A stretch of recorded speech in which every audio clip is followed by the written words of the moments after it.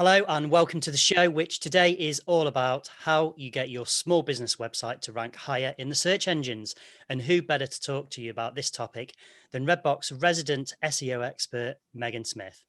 Megan has worked for Redbox for over 2 years, and she works on customers' websites, helping them achieve a page one Google ranking, which drives free organic traffic to their website. Hello, Megan. Hello, you all right? Very good. Thanks, Meg. So you're in the office today. It looks very sunny in there. So I hope you're managing to keep cool. Oh, Thank you yeah. for joining us today. So I'm going to just jump straight in. As you know, the format of this podcast is to help small business owners to get more out of their online marketing and running their small business. Today's topic is all about SEO. SEO stands for search engine optimization. So Megan, can you start off explaining in basic terms, what's the easiest way for a small business to check where they currently rank in the search engines? Of course. So, with ranking in Google, there's multiple ways you can check your rankings.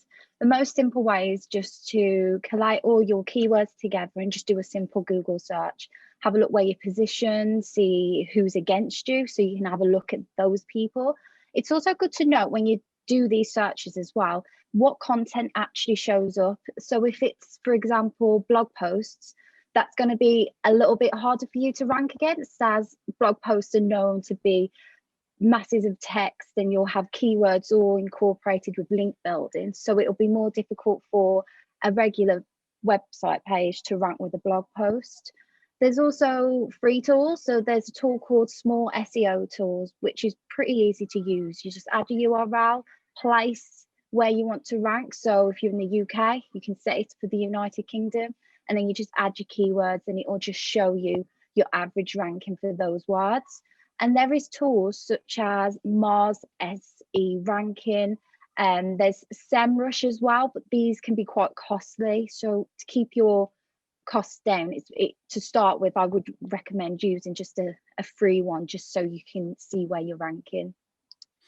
Fantastic. And we'll put those links to those tools in the show notes so you can find them. So because we're focusing on small businesses, bigger businesses will tend to have a bigger budget for search engine optimization and usually be paying an agency every month to help them rank. How can a small business compete against companies that have got such a large SEO budget? So, of course, when people are small and they hear the word SEO, they panic and think there's these big corporations that have all this money to throw into SEO. But something that you have that will help you out is that you can localize your keywords. So, say you're based in Staffordshire, you can have your regular keyword, which could be anything from graphic design, web design, or it could be plumbing. And if you just add your location at the end, what you're doing is narrowing your keywords down and the people you are ranking against.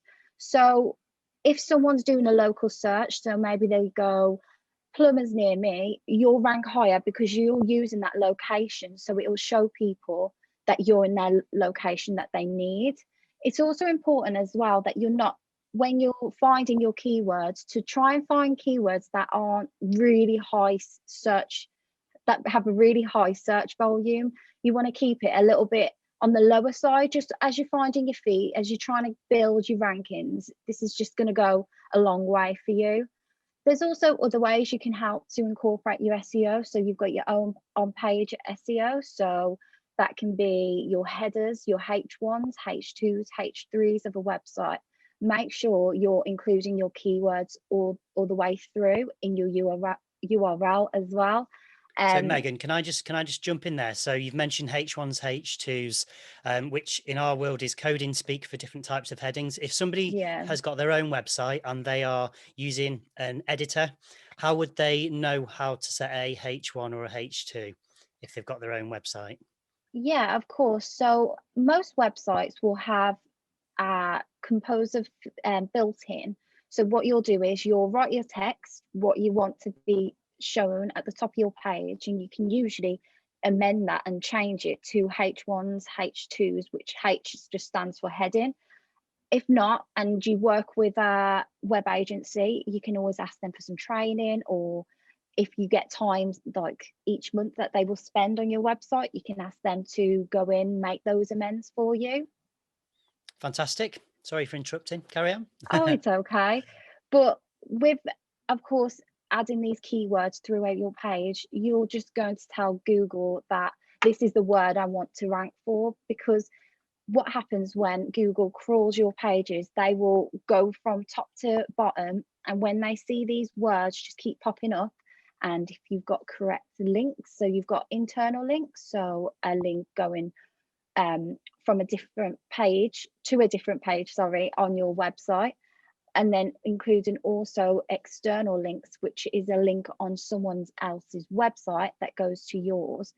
What this is just telling Google is that you're creditable, you're putting the effort in to get these keywords out there, and they can see that this is something that you do, and they can trust you that you're not like kind of lying, so saying that you're doing something else but then you actually don't. It just makes it easier for when a customer does search for your service or product, that they can clearly see that's what you do. Yeah, brilliant. And to elaborate on the kind of localization aspect, when we first started Redbox, we took the approach of just focusing on Stafford. So web designers in Stafford. Once we got to the top of Google for web designers in Stafford, we then expanded the search and added pages for web design Rugeley. I think we added Lichfield, and then we added Staffordshire. Yeah. So once you've achieved your rankings you want, you can then expand it and maybe go for your county, not just your town name. So brilliant. Okay, so we know, Meg, that it's important and really helpful to have a blog on your website. So can you explain why is it so important that a small business should have a blog or a news section on their website? So with the blog, I see it as it's just an extra place for you to get maybe the stuff that you don't want to include on a service page, as you don't want it to be too long. People get bored easy. They want to see the information they need really simply, and then maybe have a search around your website, have a look, oh, okay, you've got a blog page, and then read in depth on a topic that they are interested in. It also is excellent because you're telling Google that you're posting frequent and engaging content onto your website. So it tells them you're actively using it. You've not just created your website and then you've just left it. You're constantly putting that new content out. It's also amazing because when you look at the buyer's journey, it of course starts with awareness. With a blog post, you can start making your customers or future customers aware of what you do. So say you're a mattress company, you could be writing blog posts about how to sleep better, or why is my back hurting when I'm sleeping. As when people do these searches and they come to your website, they'll read and be like, oh, what does this company do? And if you do mattresses, then they might remember in future and to come back to you. So you're just building that ongoing relationship. You're not just selling them, because people don't want to buy straight away. People like to go and have a look around, see what else is on the market. There's another really useful way, of course, to find these topics is through Google Chrome. So if you use that as your main web browser, there's a plugin you can download called Keywords Everywhere. So anytime you do a Google search, it'll have a little box to the side and it'll give you alternative keywords, which you could go and have a look at, see if you could rank for them. Sometimes they'll have like question keywords or verses. So like football versus rugby or something. And you can use those words to incorporate into your blog posts. And also there's a free website that you can use that is really useful for anyone who wants to write blog posts, which is called Answer the Public. What you will need to do is just add a topic. So for example, if you're a plumber, just add that and it will give you lots of alternative questions that you can use in your blog posts that will help you build your awareness with your customers. Fantastic. Some really good ideas there. So there's another simple tool that we know about, which is having a really strong Google My Business listing. So Google My Business is, some people call it Google Maps. So it's basically getting your business onto Google Maps, but it also helps your website because your Google My Business listing is linked to your website. So Meg, can you give us maybe 5 examples of things that we can do to our Google My Business listing that's actually going to help our website rank better? Yeah, of course. Google My Business is amazing. It's free, and it's just free advertising for your business. So say if you actually have an office and you offer a face-to-face meeting with all your customers, then this is excellent for Google My Business, as this gives you more of a chance to be featured on the local SERP, which SERP means search engines results page. So you've probably seen it before. You've done a Google search and a box appears at the top that shows you all the local companies to you, but that's called a local SERP. So if you offer face-to-face meetings and you have an address and you've optimized all your Google My Business listing, you have a higher chance to be listed on that SERP, which people are more likely to click on. Also, with Google My Business, you can add a description. It's always important to fill this out. These characters that they give you, make sure you're using all of them, but make sure you are also including your keywords. Make sure it reads properly still, but have it, of course, your keywords going through the text. Also, it's good to use and ask for reviews.